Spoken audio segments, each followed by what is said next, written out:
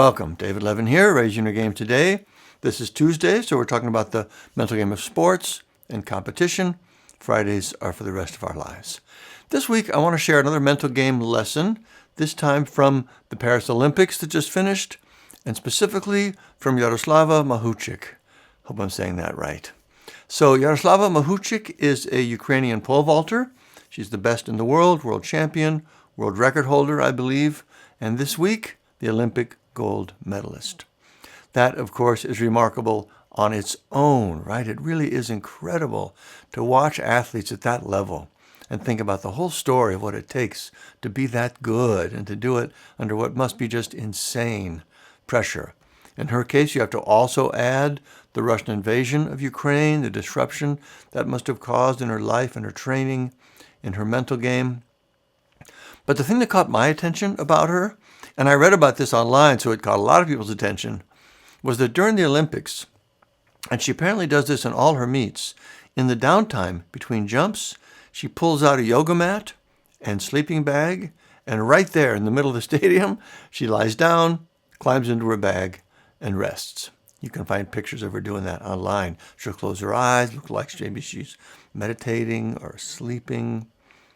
The idea apparently started years ago when her coach suggested that sitting a long time between matches was costing her some leg strength, so she decided to try lying down instead.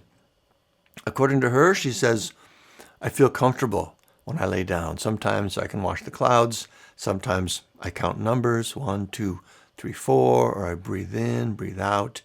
It's like relax. Don't think about that I'm at the stadium." So she's just quieting her mind and her body in order to stay focused and present. It's beautiful and exactly what athletes need to do to perform at their best. But the crazy thing to me is that she had the courage to do it. That might just be me projecting, but I think it would feel very socially uncomfortable to do that. No one else does it that I know of, though they'll probably start now. But right there, in front of everyone, tens of thousands of people in the stadium, millions watching around the world, she pulls out her sleeping bag, she crawls in, she takes a nap. I just think that is so amazing. So there are two parts to that I think are important lessons for the rest of us, and I talk about both of them in our Advanced Mental Game Mastery course. The first is being creative and committed to finding out what helps you get into your peak performance state. She's doing two important things with this sleeping bag tactic. She's boosting her physical game by retaining more of her leg strength, and she's boosting her mental game by relaxing and quieting her thoughts. And she and her team needed to really engage and dig down into the minutia of her particular situation to come up with this idea. You've got to keep looking, keep reaching in order to be your best. And again, it's clearly working for her if she just won the gold medal, right? Does her approach make sense for all athletes? Probably not. It's a very specific tactic that works for her. But she and her coaches saw a problem and came up with a creative solution. That's the first lesson. Keep working, keep pushing, keep looking for ways to be your best. The other is being willing, having the courage to do whatever it is you come up with, no matter what anyone thinks about it. A great example of this is Rafa Nadal, famous tennis player, all-time greats, right? He has some very, let's say, unique things he does during competition. For example, he has 2 beverage bottles, always 2. Between games, when he's sitting on the side, he arranges the bottles in a very particular way. The labels need to face perfectly out.